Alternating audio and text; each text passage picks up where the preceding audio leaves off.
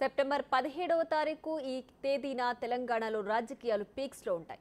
తెలంగాణ రాష్ట్రం ఏర్పడ్డాక ఈ తేదీన రాజకీయాలు మరింత ఎక్కువయ్యాయి. మామూలుగానే ఈ సంవత్సరం కూడా ఈ తేదీపై రాజకీయాలు వేడెక్కాయి. తెలంగాణలో ఉన్న 3 ప్రధాన పార్టీలు సెప్టెంబర్ 17పై భిన్నాభిప్రాయాలు వ్యక్తం చేస్తున్నాయి.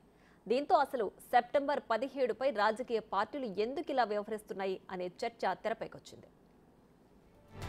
రజాకార్ల వేధింపులను తట్టుకుని నిలబడ్డ వీర తెలంగాణ నిజాం నవాబుల అరాచక పాలన నుంచి విముక్తి పొందిన రోజు సెప్టెంబర్ 17. దీన్ని విమోచన దినంగా తెలంగాణ పౌరులు భావిస్తారు. సెప్టెంబర్ 17 1948 తెలంగాణ ప్రజల బతుకును మార్చిన తేదీ.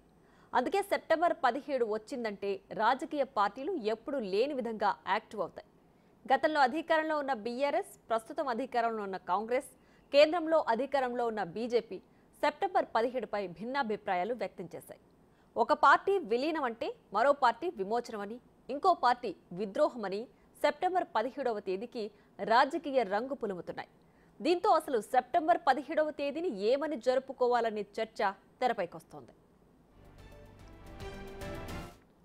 ఒకప్పుడు హైదరాబాద్ స్టేట్ను పాలించిన నిజాంకు ప్రస్తుతం తెలంగాణ రాష్ట్రంలో అభిమానులున్నారు.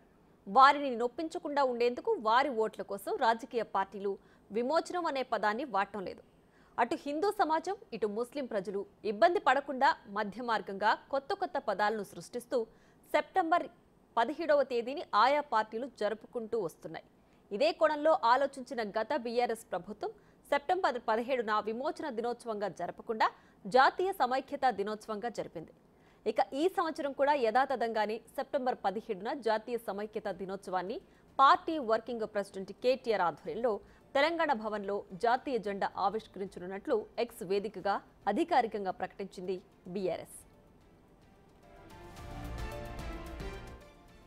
ఇక సెప్టెంబర్ 17ను విమోచన దినోత్సవంగా జరపాలని బీజేపీ ఎప్పటి నుంచో డిమాండ్ చేస్తూ వస్తోంది.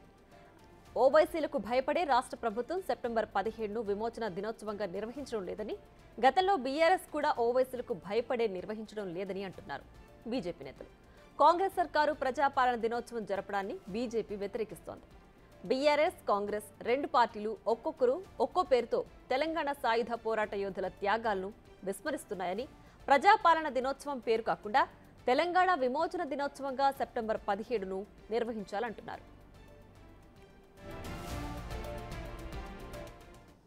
1981లో బీజేపీ పార్టీ వచ్చింది.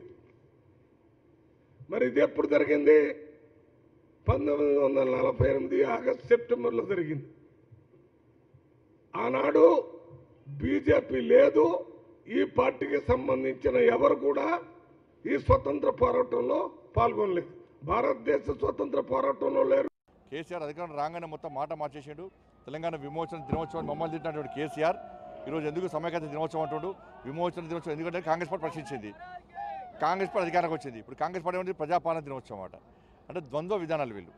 తెలంగాణ విమోచన దినోత్సవం జరుపుకోవడంలో మీకున్న అభ్యంతరాలు ఏందని మేము అడుగుతున్నాం. మేము తప్పేంది అలా అంటే ఎంఏం పార్టీకి భయపడి వాళ్ళని దూరం కొడతారని చెప్పి ఒక వర్గం ఓట్ల కోసం కక్కుర్తిపడి ఇప్పుడు తెలంగాణ ఉద్యమ చరిత్రనే, ఉద్యమకారుల త్యాగాలనే తెరమరుగు చేసే ప్రయత్నం గతంలో బీఆర్ఎస్ పార్టీ చేసింది, ఇప్పుడు కాంగ్రెస్ పార్టీ చేస్తుంది. ఎంఏఎం పార్టీ అనేది గోడ మీద ఉంటుంది. అది ఎంఏఎం పార్టీ అనేది తర్వాత ఎంఏఎం పార్టీ అయింది. ముందు ఎంఏఎం పార్టీ దేనికోసము? రజాకర్ల దళం అని చెప్పి అప్పుడు రజాకర్లకు అనుకూలంగా ఒక దళాన్ని ఏర్పాటు చేసినటువంటి పార్టీ ఎంఏఎం పార్టీ. దాని తర్వాత ఎంఏఎం పార్టీ అయింది. అటువంటి ఎంఏఎం పార్టీని వాళ్ళు చెట్టపట్టాల్సుకొని తిరిగితే ఎంతవరకు కరెక్టు? అంటే ఈ తెలంగాణ అప్పుడు ఉద్యమ సమయంలో కూడా రజా